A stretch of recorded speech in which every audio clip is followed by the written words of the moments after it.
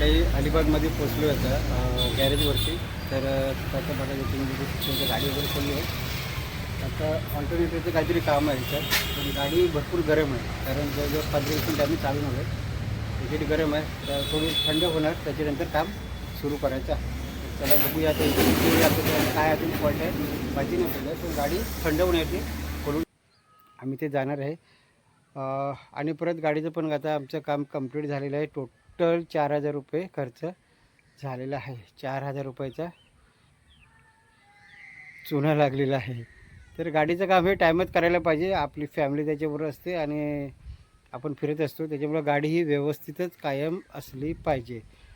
तर ती आम्ही करायचा प्रयत्न केला. थोडंसं डोअरचं काम होतं, ग्लास ड्रायव्हर साईडची वरती खाली होत नव्हती, तर त्याची मशीन खराब झाली होती, ती पण टाकून घेतली 800 रुपयाची. तर अशी एक काम करायला गेलो आणि 3 कामं निघाली, तर त्याच्यामुळे तो खर्च वाढला. असो, तर आज चाललो मी अलिबागला. मेच्या 1 तारीखपासून मी इथे आलो आहे, म्हणजे 31 मेला आलो मी अलिबागमध्ये. आणि आज बरोबर मला 15 दिवस इथे होणार आहेत अलिबागमध्ये येऊन. सांगायचा उद्देश असा आहे की गाडीचा थोडा माझा प्रॉब्लेम झाला आहे, कारण मी दिवसा रनिंग केली होती गाडीची आणि रात्री मी गेलो नाही बरेच दिवस नाईटला गाडीला. तर प्रॉब्लेम असा झाला की त्यादिवशी अचानक आम्ही रात्री कुठेतरी गेलो होतो, मी आणि कुणाल CNG भरायला आलो होतो अलिबाग सिटीमध्ये. तर अर्ध्या रस्त्यामध्ये आलो मी गाडी घेऊन आणि बॅटरीचा सिम्बॉल आला. बॅटरीचा सिम्बॉल आल्यावर ते मला डाऊट आला की काहीतरी प्रॉब्लेम आहे बॅटरीचा. तर माझ्या मित्रांना मी फोन केला, बॅटरीवाल्यांना, हुंडा एंटरप्राइजेस, कासम खास आहेत आपले. त्यांनी सांगितलं की अल्टरनेटिव्हचा काहीतरी प्रॉब्लेम आहे, त्याच्यामुळे बॅटरी तुम्ही वापरू नका जास्त. हेडलाईट वगैरे फॉग लाईटवरती या, किंवा शक्यतो बंद केलं तरी पण चालेल सर्व.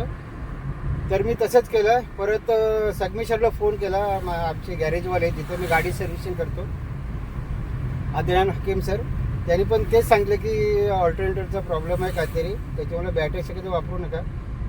आणि रात्रीची वेळ आता कालोखातून कसं आहे ना, तर मी थोडीशी फॉग लाईट लावली आणि LED वरती थोडा मी आलो. घरपर्यंत पोचलो, तोपर्यंत बॅटरी चालली. तर झालं असं आहे की हा प्रॉब्लेम मी दिवसा जात असल्यामुळे मला कधी माहिती नाही पडलं, पण थोडं मला जाणवायचं कधी कधी की गाडी अडकायची थोडीशी. तर तो पण मला प्रॉब्लेम सॉल्व करण्यासाठी संगमेश्वरला सर्व्हिसिंगला जायचं होतं. तर त्याच्या अगोदरच हे सर्व घडलं.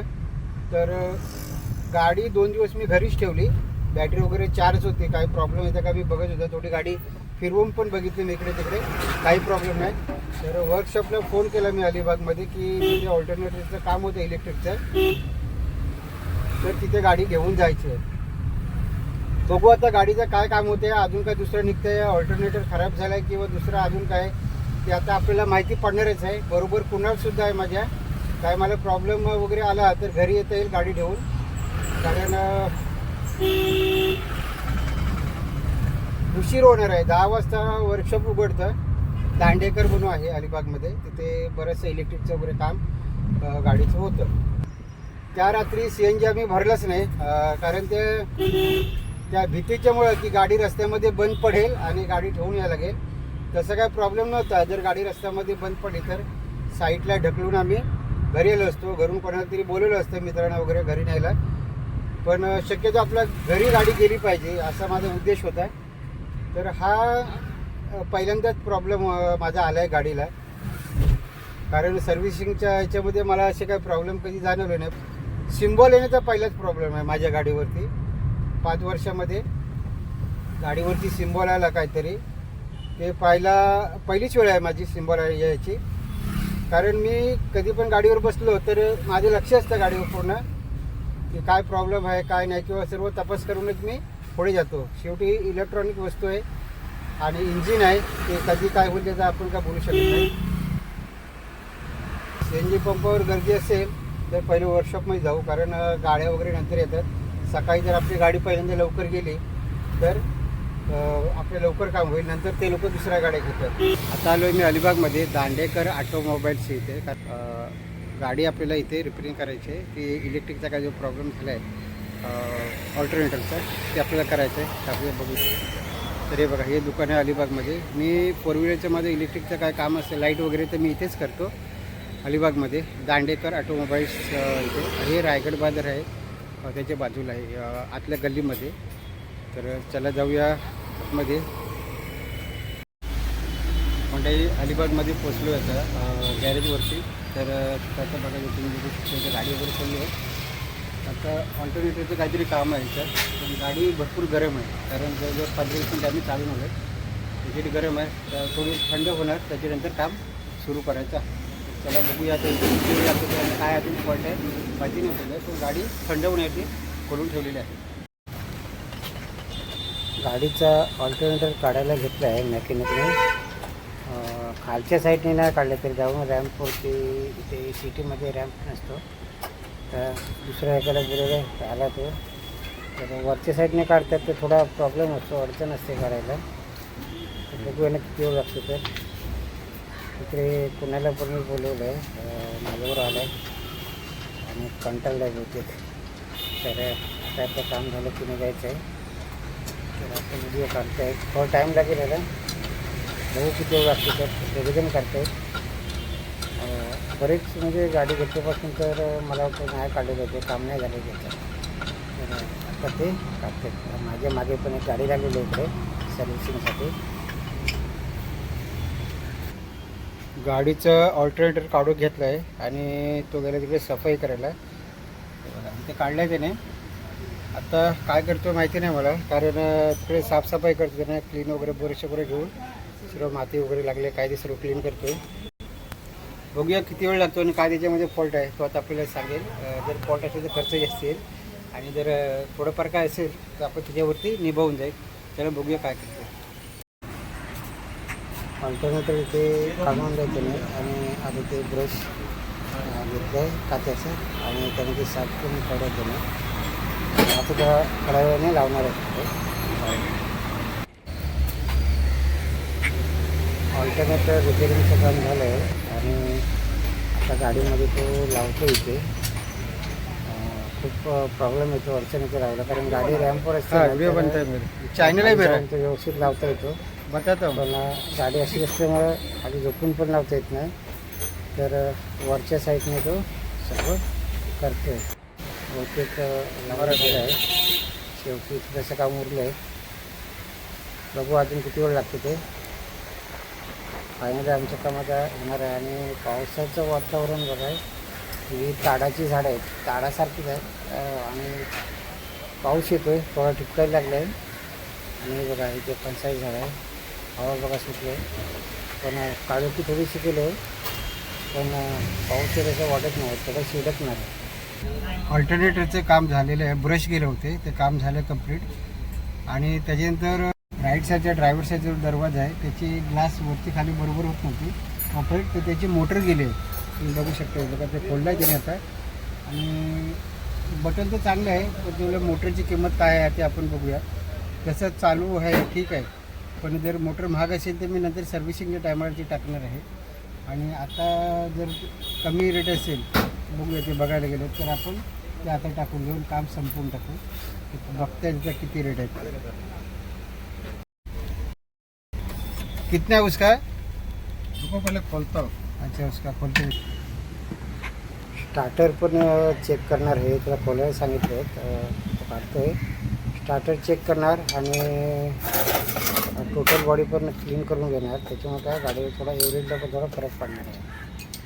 तर बघू ह्याला आता किती वेळ लागतो, कारण माझ्या पाठीमागे सर्व्हिसिंगला गाडी आहे, ती निघत नाही तोपर्यंत माझी गाडी निघणार नाही आहे. तर टोटल बॉडी पण मला क्लीन करायची होती आणि स्टार्टर पण चेक करायचं. बघूया, जर स्टार्टर टाकायचे झाल्यास आपण नवीन टाकू, नाहीतर मग ते जुने क्लीन करून परत लावू. बघूया काय म्हणते ते. हा एक दुसरा मॅकॅनिक आला आहे, शिकाऊ आहे, फक्त त्याला खोलून देणार आहे, नंतर दुसरा मॅकॅनिक येऊन ते करणार आहे काम. त्यांना पण गाड्या वगैरे शिकायला माणसाला येतात वर्कशॉपमध्ये, तर त्यांनाही गाड्या वगैरे खोलायचं काम देतात आणि परत फिट करायचं आहे. पण मेन काम ते मेन जे मॅकॅनिक असतात तेच करतात. बघू याला अजून किती वेळ लागतो ते.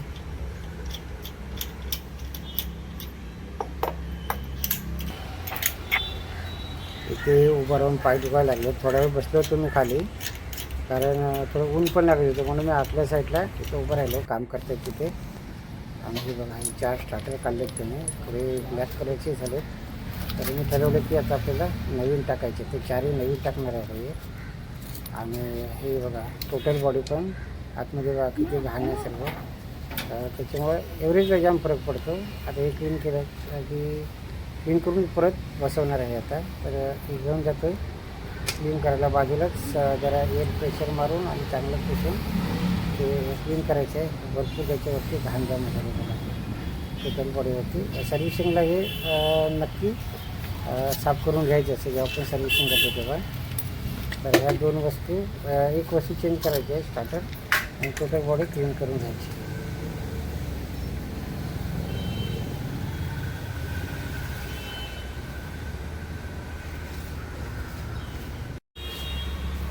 तुम्ही आता बघितलं टोटल बॉडी आणि जी स्टार्टर आहे ते साफ करायचे. पुन्हा गेला आहे थंडा नाही का, तर थंडा किती वाजता घेऊन येतो माझे 10-20 वेळेला सांगितलं घेऊन आणायला. हां, माझी यूट्यूब आहे, छोटे छोटे व्हिडिओ टाकतो.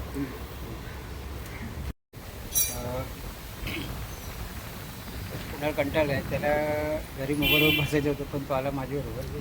मी त्याला घेऊन आलो, पण आता तो गेला थंडा नाही. त्याला बोललो आपल्याला निंबूस वगैरे घेऊन येईल, वडापाव वगैरे खाले तर मी. हे काम एक्स्ट्रा ॲडिशनल आहे स्टार्टरचं आणि टोटल बॉडीचं. व्हायब्रेशन गाडीला होतं सवय AC चालू झाल्यावर. तर बोललो लगेच काम करून घेऊया, पाऊस पडल्यानंतर आपल्याला यायला भेटणार नाही. तर ते एकदा साफसफाई करायला ते सर्व पार्टची, आणि पुन्हा गेला निंबू झालेला. तर बघूया तिकडे काम करतो ते आपण काय करतो. आणि अलिबागला आम्हाला जवळजवळ 2 वाजले, 2 सव्वा 2 झाले तिथेच काम करेपर्यंत. ऑल्टरनेटरचं काम झालं आहे, त्याचे जवळजवळ त्याचे ब्रश गेले होते, ते ब्रश पण नवीन टाकले. त्याच्यानंतर थोडंसं व्हायब्रेशन झालंच होतं AC चालू झाल्याच्यानंतर, तर तेही आम्ही केलं काम. स्टार्टर 4 होते, ते 4 स्टार्टर पण मी चेंज केले, आणि टोटल बॉडी क्लीन केली. त्याच्यानंतर निघालो मी कुणाल. तर थोडंसं काम होतं अजून, तर मी म्हटलं आता पुढच्या टायमाला करून. दुपारी भूक पण लागली होती. घरी पण आम्हाला 2:15 वाजले कुणालने मला. तर उद्या आमचा परत आहे राऊंड अलिबागमध्ये, की कुणालचा जो पासपोर्ट काढायचा आहे, कॉलेजसाठी लागणारा पासपोर्ट, मर्चंट नेव्हीमध्ये त्याचं ॲडमिशन वगैरे घेतलेलं आहे.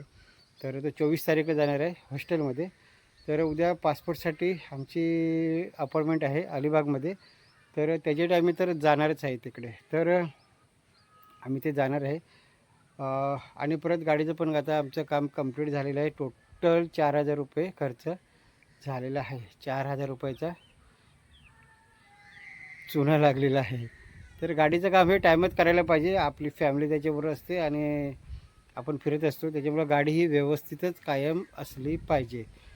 तर ती आम्ही करायचा प्रयत्न केला. थोडंसं डोअरचं काम होतं, ग्लास ड्रायव्हर साईडची वरती खाली होत नव्हती, तर त्याची मशीन खराब झाली होती, ती पण टाकून घेतली 800 रुपयाची.